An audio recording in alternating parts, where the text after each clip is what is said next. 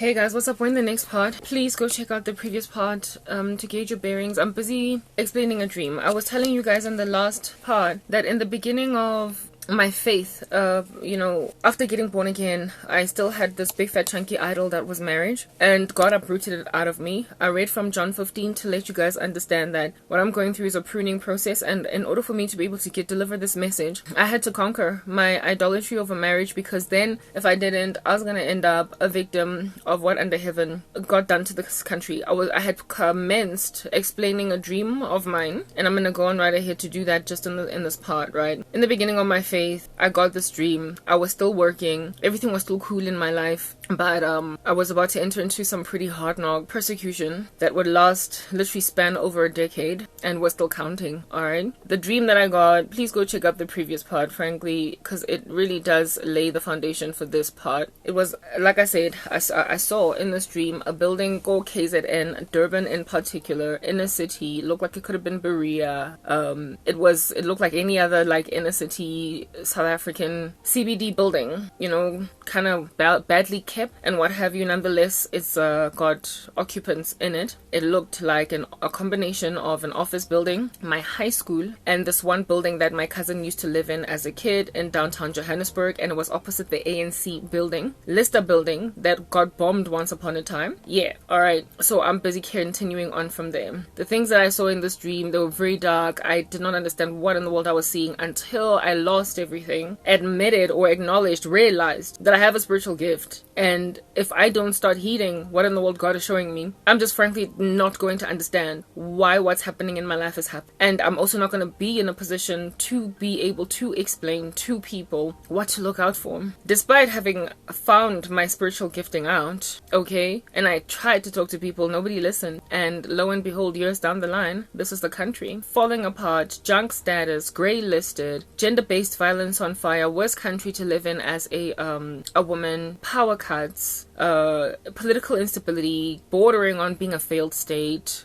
Frankly, I feel like we're already a failed state. We're just in denial. Hard knock unemployment, discombobulated family structure, hatred, insensitivity, lack of joy, lack of peace, downward spiral. And frankly, I don't even think we're going to ever recover, because South Africa is just one country among many where the leaders in the nation and certain other lay Janes and Joes in the nation have lain their own countries waste. They have literally decimated their own lands. And the issue is so ubiquitous that there is no turning back. That the only way out of this is for God to come and redo things, because the damage is that far gone and across that many nations, to a point where no one can move anywhere and actually find solace. No one can move anywhere and actually find peace. No one can get out of their country and find a better thing going on, because all nations have imploded, near and all. And we can't, there's nowhere to go for people who just want some kind of a semblance of a normal life. South Africans would be lying to themselves if they said that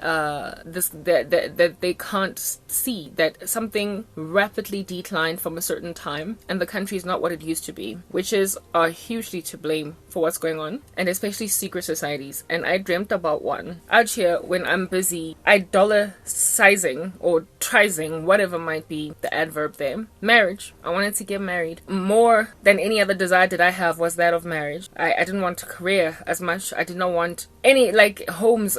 I just wanted to be a mom and a wife. Frankly, I didn't even mind being a homemaker instead of a career woman. So what people did to me, it's what in the world? The selfishness and the greed of men to force independent women to be reliant on them made them destroy the country. Unfortunately for them, they did not even realize that there are still women who are traditional in their mindsets and are content, frankly, to be old school. So they went and clumped all of us in one batch and threw us into a confounding spiritually. So basically, the kinds of wives that they wanted were collateral damage.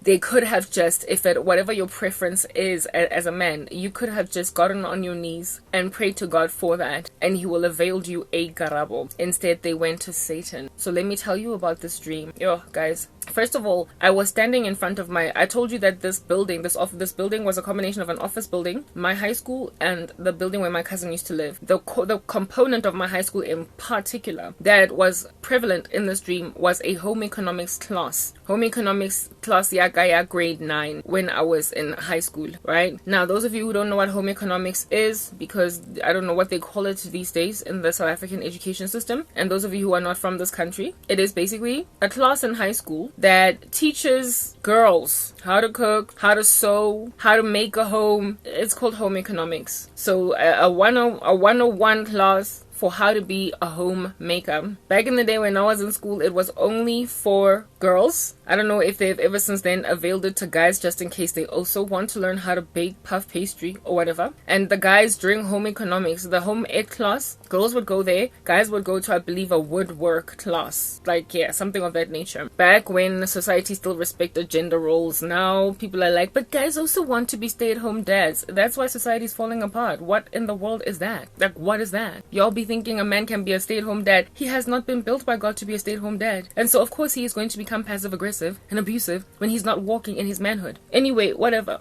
Cool beans. And bananas. I was standing in front of home ec class, right? And in this home economics class, Kayako High School, I was a combination of an observer in this dream, but I was also an experiencer of that ecosystem, because the fear that I felt was real and alive in certain parts of this dream. So it starts go home ec net class. I'm just outside the home ec class, basically looking into it. Now, when I was in grade 9 go home ec, we made these bags. Oh, sorry. We made these like bags, right? I didn't finish mine, but whatever. Our assignment was to sew bags and whatnot. So Nereloko Pelaya sewing in particular. Go home eke. There was both a kitchen segment of the class, in the sense that cooking, baking, and whatnot. So there would be a classroom that had ovens and everything, but then there was another one that had sewing machines and whatnot, depending on what they were training us. In particular, this one was the one that we have the sewing machines, right? This home ec class was the one that had sewing machines in it, and I was standing around it in front of it. It's like I was on looking into it, even though I in and of myself was not making a bag. And there were, guys, if I tell you, remember I'm employed, right, in corporate South Africa, random strange females in the office that I knew at work, alongside my girlfriends that I knew in waking life, were busy in this home ec class making bags, like sewing bags, right? While my teacher, it was like this one white lady, she was the one that was teaching them, like, this is what you need to do, this stitch, blah blah, etc. Some of my friends were in that dream. Some of my female colleagues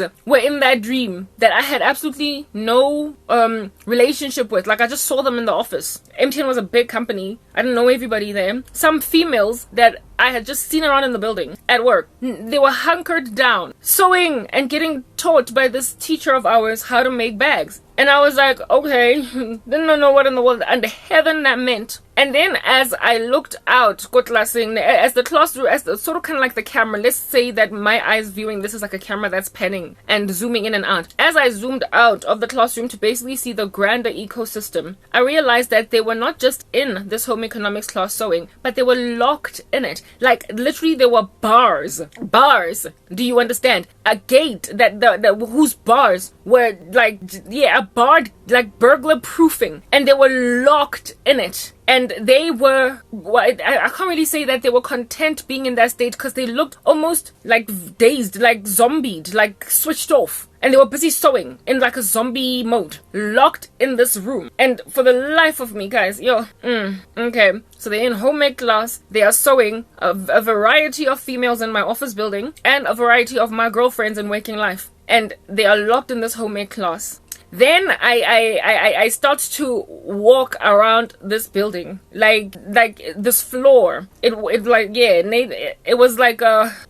literally looked like it was a combination of my high school. I'd go to my high school, that home ec class, it was on the first floor, right, of like one of the buildings, and in this downstairs was like a little garden lawn area where kids would walk, go to this class and that and whatnot. So you could basically like jump over and like fall and break your leg. In my dream, if you like in my school, if you fell off that balcony, that layer, you probably wouldn't die. You might just break a leg unless you land on your head or whatever. But nonetheless, yeah, I'm about to explain to you what happened. It was just weird what was going on in this dream. I could see the center of the school, and it was just like in my high school, not very far to fall down. A really good jumper might even successfully land if they know how to bend their knees, right? It was just just the first floor. It was only the first floor, guys, right? I started to walk, and it's like every footstep I took in roaming freely, I would enter into a brand spanking new domain that then was no longer so safe. How can I describe it? Like in the movie The Matrix, you know how I think it's the second or the third one, the second or the third Matrix, there is this thing that happens where they, like, if a door opens and you don't like make it out of that door to enter into the new environment, it's not even the first, it's like the first, second, all of them are like that. If you don't make it into that new environment after opening that door before it completely shuts, when you try to open the door again, it's a new environment. It's a new, you will see a snowy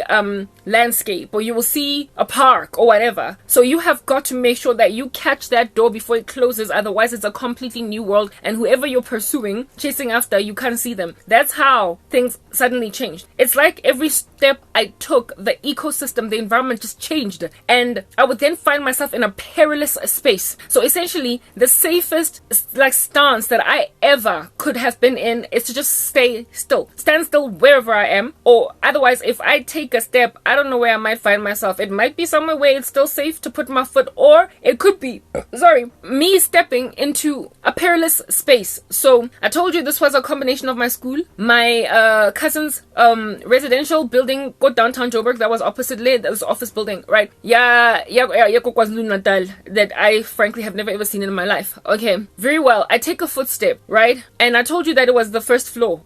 My cousin's building, where she used to stay as a kid, was a skyscraper, and she, I think 9 or 10, 11, no, it was a skyscraper that was 12 stories high. They lived in the same building twice, in the sense that they lived first in one unit and then their family moved upstairs, right? And so they eventually ended up living in the uppermost floor of that particular building. And there was once upon a time a very tragic story that happened where a child was playing go balcony abawa and to their death, like frankly, go that building, right? So it was one of those, like it's like you don't play, you know what I mean? You don't know what footstep you can take that's gonna land you in some hot water up in this gangster place. I took a step, and all of a sudden the residential building of my cousin became the reality, instead of the home ec high school class that's only the first floor, where if you just jump over, you may break a bone, but you are highly unlikely gonna die. Guys, it's like when I took a step,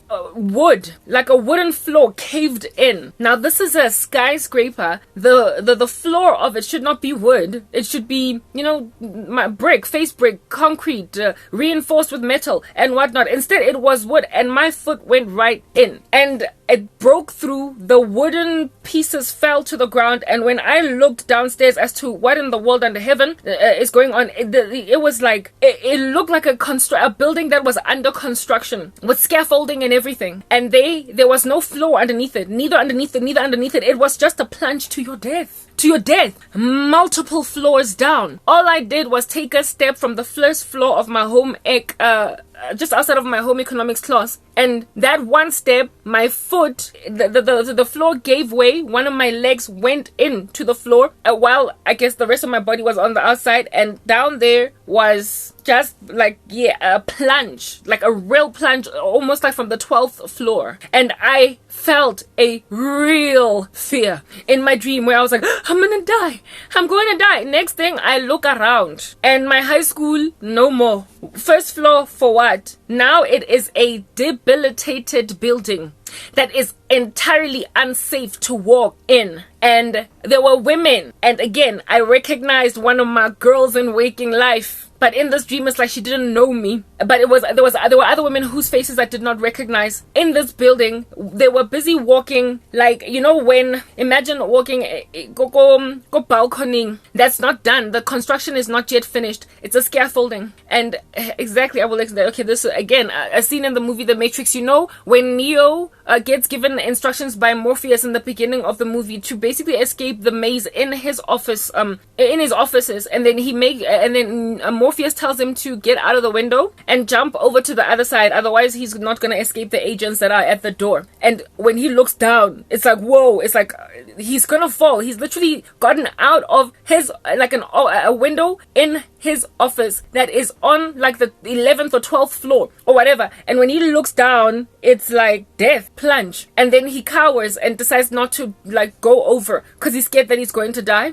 So he ends up getting arrested by the agents. Yes, very well. Exactly like that. It looked like a debilitated building that was not finished. It was very entirely hazardous to be there, and like it only had a ledge, like a very short ledge. It could be no more than a size 12 shoe of a man. Just a small space where if you're gonna walk, you don't walk normally straight, but you basically have to shuffle, to move left or move right, and only one person at a time. If you even slip once, you will fall to your death. It became that. And women, like guys, women, a whole bunch of them were busy shuffling on the walls, trying to move left, trying to move right. And guys, I saw one basically misstep and just like fall. I heard the scream and everything all the way down.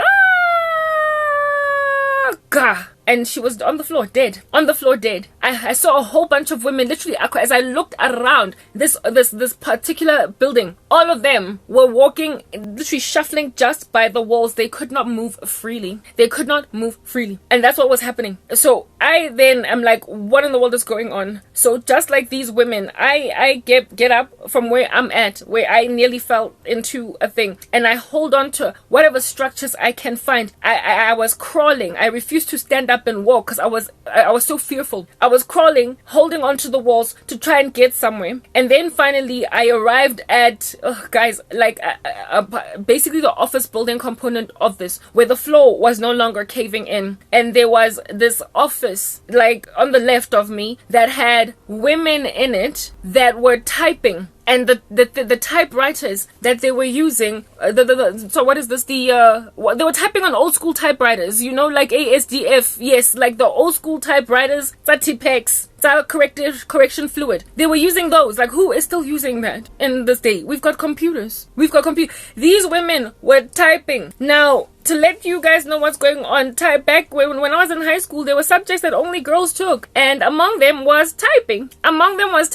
There were no boys in our typing class. There were girls only. So subjects in grade 8 and 9 that chicks took: typing, home economics, and the typewriters back in the day were the old school ones that you have to like move to the side, move to the side, move to the side. Yeah, there were women typing, right? And these women that were typing, they looked like what do you call it? They not looked like. One of them I recognized. They were executives in my okay, one of them was an executive, and I understood that all of them were executives, right? There was a woman in my company that was an executive, a black woman. She was one of the typers in this room, and all the other women were typists in this room, and they looked like middle-aged to bordering on retirement age. They were older ladies. The ladies that were busy shuffling around, struggling in this building to move left or right, and the ones in the home economics class, they were all young. They were young women. I just have to put that out there. Young women of marriable age, of childbearing age. Yeah, but the ones in this room were older ladies, and in waking life, one of them I recognized from my company. She was an executive at MTN, right? The rest of them, even though I did not know them, I understood them to be executives in corporate South Africa. Executives, right? So basically successful women.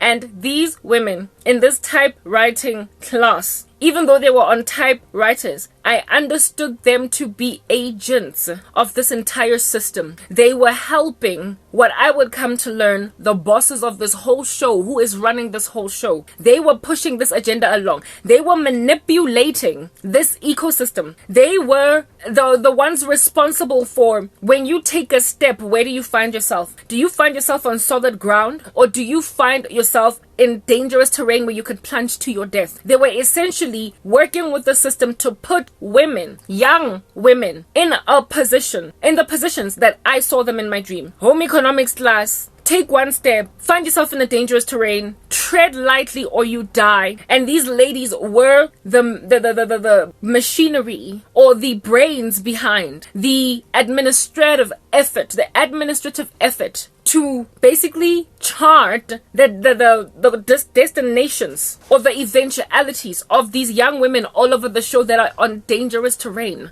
in a perilous ecosystem. Yeah, they were in this room, in this typewriting room that they were in was fortified in the sense that, and reinforced in the sense that when you were inside it, there was no danger. So you could take a step left or right or whatever, and you wouldn't suddenly find yourself about to plunge off a 12-story building. And the carpet, like the floor was carpeted, and the carpet was filthy. It was just filthy. It was so filthy. It was dirty. And one of the women stood up, right, and came to me and said to me, don't worry, you're going to be okay. Us women must stick together. Us women must protect each other. Don't worry, you're going to be okay. Us women must protect each other. And then she said, these men, they are trying to prevent us or thwart us from getting where we need to get, but insofar as sisters we stand together, we'll be fine. And I was given a false sense of comfort by her when she said that. I nodded and I smiled at her, right? And I was feeling somewhat comforted until this woman suddenly got like a shadow figure, sort of kind of darkened, veiled man. That was very tall and skinny, appeared wearing a top hat, like a magician's top hat, right? From behind her. And this woman then went on right ahead to have a conversation with this man, and they were gossiping. They were whispering with each other right in front of me. Right in front of me. They were whispering, and in my dream, I got a sense in me that she's duplicitous. She's double-minded. She is putting on a particular mask, a facade of being pro-female, pro-girl agenda, pro, young women in corporate South Africa, like, bring a girl child to school day, or what do you call this thing? We want women in engineering and mathematics fields. We want women in biochemistry, and we're going to open doors for them to basically just get their own. Yeah, she had that forefront face, but she was busy chatting with like an ominous figure of a man that essentially was giving her instructions. And I understood that the ladies in this room, these older ladies in this room that were executives in corporate South Africa, they all, what they were typing, the job that they were doing in this room was basically I don't know if you guys have seen the movie, is it Salt or it's Wanted? Salt or Wanted? Wanted. Definitely. Angelina Jolie is in it, right? Is in them both. That's why I'm confused between Salt and Wanted. It's Wanted. You know the movie Wanted? The one where Angelina Jolie works with Morgan Freeman and this one young guy. Common is also in the movie, the rapper. And they run some kind of a weaving factory where some names are produced by this weaving machine, and whatever name is produced, this person has to be assassinated. Yeah, type setup thing. And their whole job was to go to assassinate people. And at the end of the movie, Angelina Jolie and co discover that Grandchap Morgan Freeman has sort of kind of messed up with the whole system, because all of them were supposed to die, and they had no clue that the organization that they thought they were working for that was good was actually like quite ominous, and the wrong people were dying. Yeah, it gave that kind of feel. It's like whatever it is that they were typing were commands as to who to target, what to do, what dominoes to drop. And according to these women, like they imagined that they were basically in control of not only the South African economy, but how many women are in it and how many of them get where, how many of them are allowed to get to a certain position, and which ones to make sure never get anywhere. Type establishment thing. That's what this was, right? Okay, type establishment thing. I'm gonna eventually explain this dream after telling all of it, right? Very well. I then get out of this room, and instead of getting out of the room, I was sort of kind of all of a sudden somewhere else. The dangers were still happening. Girls were still falling around all over the show. Death was still happening. The terrain was still very dangerous. I was in a whole bunch of fear. But then I found myself in front of yet another room, which I understood was on the very far extreme, opposite side of this, a tall skyscraper building thing, right? I found myself at the door of this room, and at this particular door, I then saw a boardroom meeting area. It looked very corporate-y. It was shrouded in darkness, right? And at one of those oval tables in boardrooms that fit a whole bunch of chairs in it. You remember the top hat guy? He was just one of the men, all right, that belonged to this caucus, this meeting. There were a whole bunch of men sitting at this round table. All of them were cloaked in black. They were wearing black suits, sitting on black chairs. I did not see a single face. All of them had top hats. They were scrunched over this table, and they were chanting, they were grunting, they were like in this room. And I understood that this is the head of the snake. This is the society. And in this room there were no women, because no women were allowed. In this room there were no females, because no females were allowed. It was a secret society of men. And yes, it was a secret society of black men. It was a secret society of black men. And they were chanting, grunting, sitting in this dark black pitch room doing a ritual. I did not hear any of them speaking. They didn't say anything other than just this grunting, chanting, but I had an understanding that they were in control of this whole thing. Yonke lento that was happening, they were the ones that were in charge of it. They were in control of it. This place, this geographical location thing, the Holy Spirit made it clear that it is in KZN, Kot Deben in particular. Each of the men in that little caucus dispersed, do you understand, to different provinces in the country. So their meeting places, their head office is in KZN, but they are the heads that proliferate this particular society in their provinces. So it's like they are the premier. Like if we were to use the South African political structure, they would be the tantamount of the premiers of a province. The premiers of a province, the men that had a network of like a whole team, a network underneath them that effect a policy in a province. A province is the tantamount, to those of you who are struggling to understand South African geography, it would be the tantamount of a state, like in the US. So you know how, and a premier would be the tantamount of like a governor. So yeah, there's Gauteng, there's Northwest, there's Eastern Cape, there's whatnot. They all went to different provinces where they then effected this particular diabolical strategy. And where they would go, I understood there was a whole web, a network that was effecting the same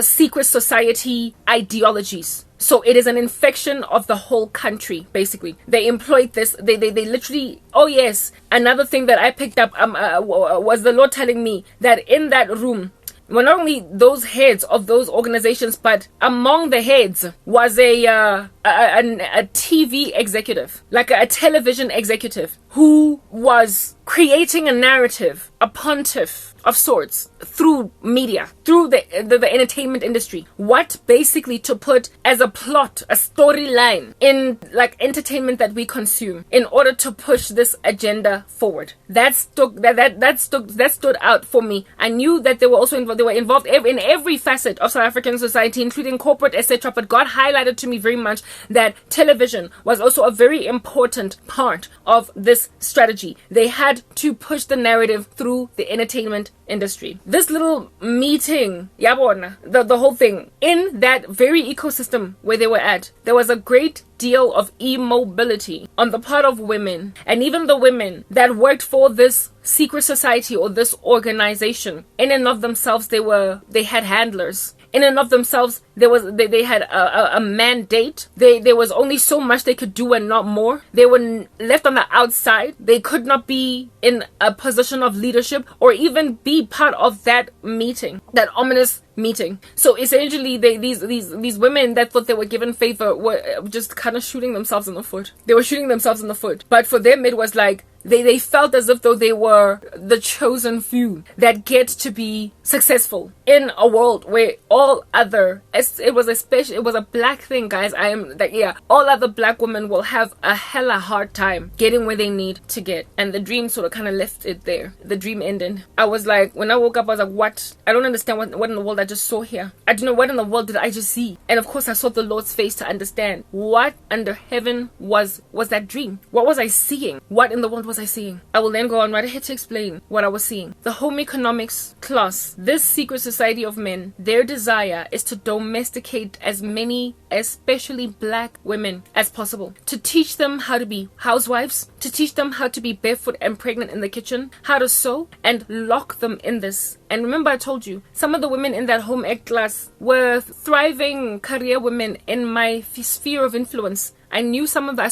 I knew some of them from my office building. Some of them were my girlfriends. They were women that had no such disposition about themselves in waking life. But in that dream, they were home economics students. So, one agenda that is being proliferated in a satanic capacity, it is occultic. They are forcing it down the throats of people using witchcraft, spiritual magic, right? Spiritual weapons. And it is what do you call this? It is in order to influence women to choose that. However, it's not really a choice because they were locked in the home ec class. They were locked in it. So it is to try, they like just an attempt to make it appear as if though this is what they want. Remember, home ec, I did it when I was in grade 8 to grade 9. I then dropped it because one in the world, I'm not doing home economics. I'm taking math and science. Well, a lot of those women similar to me were like, no, I don't want to be a homemaker. I want a career. I'm taking math and science. But there are women or girls in my school, of course, that took home ec all the way to matric. Typing all the way to matric. Those women were stranded in a grade 9 class, the grade 9 class of which would be the last grade in high school that I took home ec in, the last grade where you would be forced to take home ec because it's part of the whole,